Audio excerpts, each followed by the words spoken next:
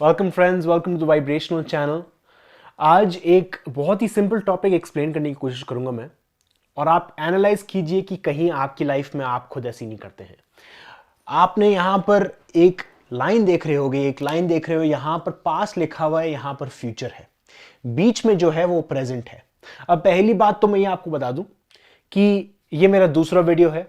पहले वाले वीडियो में मेरा माइक मैंने अटैच करना भूल गया था, तो वापस एक्सप्लेन करने की कोशिश करूंगा।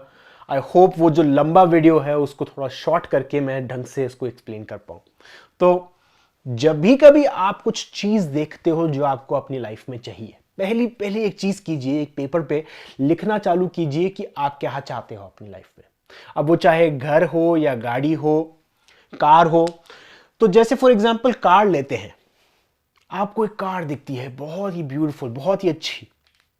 आप कार में से उतरते हुए एक पर्सन को देखते हो, आपका पहला ध्यान या पहली जो थॉट है वो ये होती है, वो थॉट ये होती है कि काश मेरे पास भी यही कार होती, काश मेरी भी ये लाइफस्टाइल होती।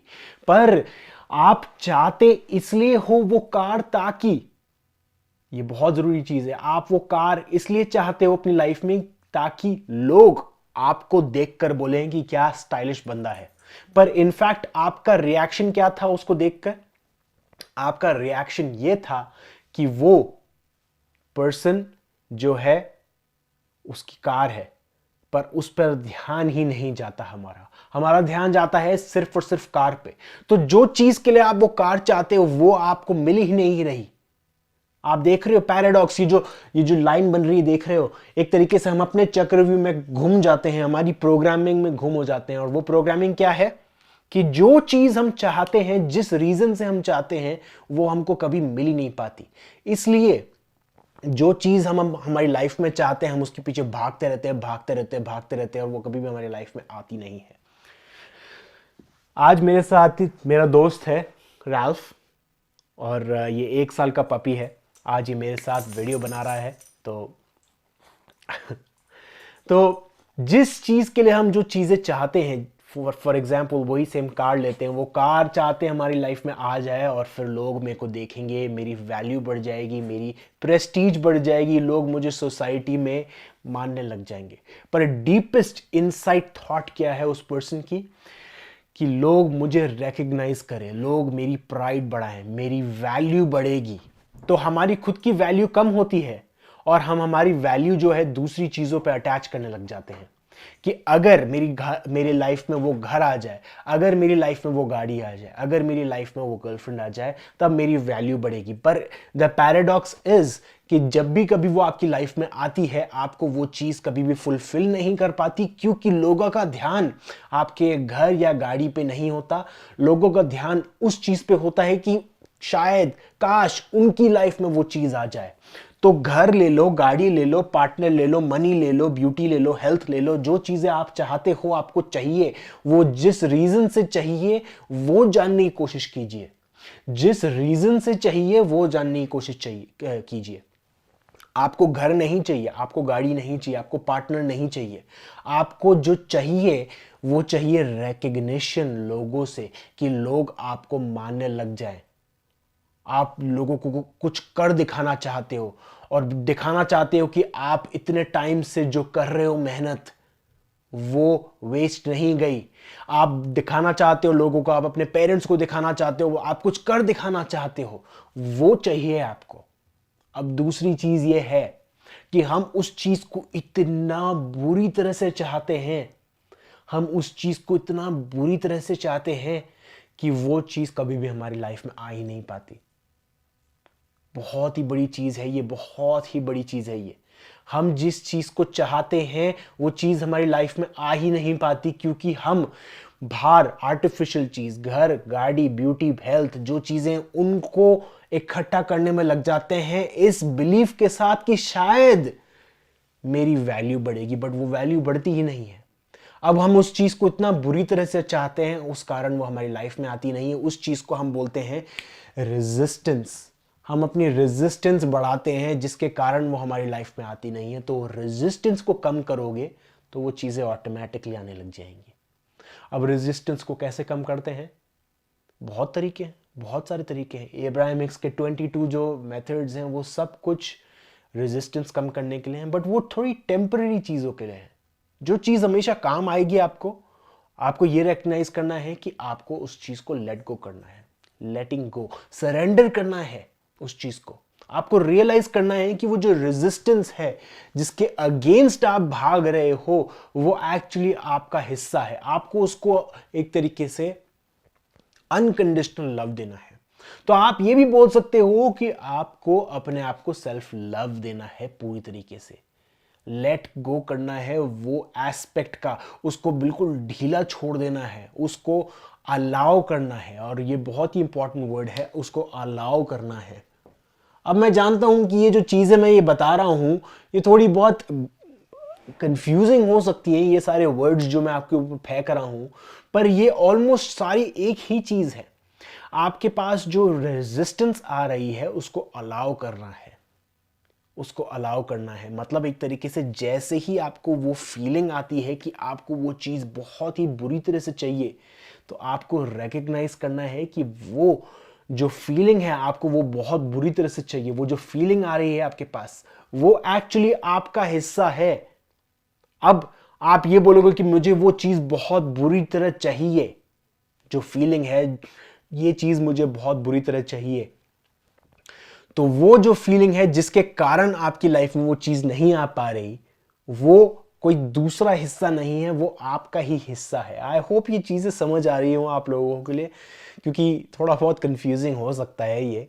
तो सिंपल मेथड ये है कि आपको बिल्कुल सरेंडर करना है, उसको उस चीज़ में रिलैक्स हो जाना है, और जैसे ही वो सेंसेशन आपकी बॉडी में आती है उसको फील करना है और उसको रहने देना है। उसको अपना टाइम लेने दीजिए, उस पर पूरी आप अपना पूरा अटेंशन डालिए।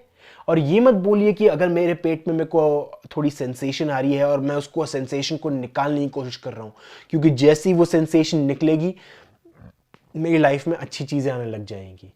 आपको उस सेंसेशन को रहने देना है जितनी देर तक रहने दे सकते हो, क्योंकि देखो ये जो फीलिंग है, ये जो फीलिंग है कि मैं अच्छा नहीं हूं, कि मैं थोड़ा बहुत वीक हूं या मैं अनवर्दी हूं, वो अनवर्दी की जो फीलिंग है वो आती है बचपन में। अब जैसे ही हम बड़े होते हैं हम चीज़ें इकट्ठा करने लग जाते हैं इस होप में कि हमारी जो वर्दीनेस है बढ़ जाएगी, पर वो बढ़ती नहीं है। क्यों नहीं बढ़ती मैं समझा चुका हूं, क्योंकि वो रेजिस्टेंस है। अब जैसे मैंने बताया वो बचपन में चालू हुई थी। अब बचपन में हमारे माँ बाप हमको कैसे डील करते थे, अब मैं पहली बात तो आपको ये समझाऊं कि मैं माँ बापों के अगेंस्ट नहीं हूं। हर एक पेरेंट ऐसा है, अगर मैं भी होता तो मैं भी अपने बच्चे के साथ ऐसे ही डील करता। पर हमारे पेरेंट्स कैसे डील करते थे कि चल यार रोना बंद कर, रोना बंद कर, चल चल चल ठीक है, ओके ओके ओके, चल चल चल ये ले चॉकलेट ले। हम उनको डिस्ट्रैक्ट करने की कोशिश करते थे। तो अभी जैसे आपके पेट में फीलिंग आती है, कंधे में फीलिंग आती है, कोई सी भी ऐसी सेंसेशन आती है, वो एक इमोशनल एस्पेक्ट है। मतलब आप ये मान लो कि वो जो कंधा है उसमें एक बच्चा है, वो बच्चा रो रहा है। अब उस बच्चे को आप बोलते हो कि अरे मैं तेरे को पूरी नजर दे रहा हूं ना, तो ठीक क्यों नहीं हो रहा, मैं पूरा अवेयरनेस दे रहा हूं ना, तेरे को क्यों ठीक नहीं हो रहा। आपको पूरी तरीके से सेल्फ लव देना है उसको। आप उसको बोल सकते हो, उस कंधे को या जिधर भी आपको वो सेंसेशन फील हो रही है उसको बोल सकते हो कि चाहे तू जितना टाइम लेना चाहे ले, जितना टाइम लेना चाहता है ले। और वैसे आप बोलोगे और वो ऑटोमेटिकली ठीक होने लग जाएगा। पर अगर आप ये होप रखोगे कि वो चीज ठीक होनी चाहिए मेरे ये बोलने से, अगर आप ये होप रखते हो और ये सोचते हो कि अगर मेरा अटेंशन यहां पर जाता है और यहां पर अटेंशन जाने से वो मैं उस इमोशन को रिमूव कर रहा हूं, उसको लेट गो कर रहा हूं और वो इमोशन चला जाएगा, तो वो इटसेल्फ, वो जो थॉट इटसेल्फ है वो खुद एक अटैचमेंट है, वो खुद एक नीडीनेस थॉट है। अब उस नीडीनेस की जो थॉट है वो भी कहीं ना कहीं आपके बॉडी में है। तो आप देख रहे हो ये एक तरीके से जो वेब है इसको हमको सॉल्व करना है। एक चीज को सॉल्व करोगे दूसरी चीज ऑटोमेटिकली सॉल्व हो जाएगी। पर अगर आप एक चीज को नजरअंदाज करोगे तो वो चीज़ दूसरी चीज़ पे हावी हो जाएगी। तो ये चीज़ सिंपल याद रखने की ज़रूरी है कि जब भी कभी हमको प्रेजेंट में वो चीज़ दिखती है, वो घर, गाड़ी, पैसा, हमको ये चीज़ जाननी ज़रूरी है कि हम हमेशा फ्यूचर में सोचते हैं कि हमारी लाइफ में अगर वो चीज़ आ जाएगी तो कितनी अच्छी होगी। अगर वो गाड़ी, सेम गाड़ी मेरे पास होती तो मैं उससे भी तेज़ चलाता, मैं शायद उसका रंग चेंज कर देता, मैं उस पर शायद मैं अलग से एक स्टिकर लगा देता उस पर। या अगर वो घर होता ना तो मैं वो ऊपर वाला जो फ्लोर है उसको तोड़कर ना पूरा जिम बनाता। तो वो हम फ्यूचर में देख के ये सोचते हैं कि अगर मेरे पास ये चीज़ होती तो मैं उसको ढंग से यूज़ कर पाता। इसको आता नहीं है यूज़ करने, ये तो डिजर्विंग ही नहीं है यूज़ करने के लिए।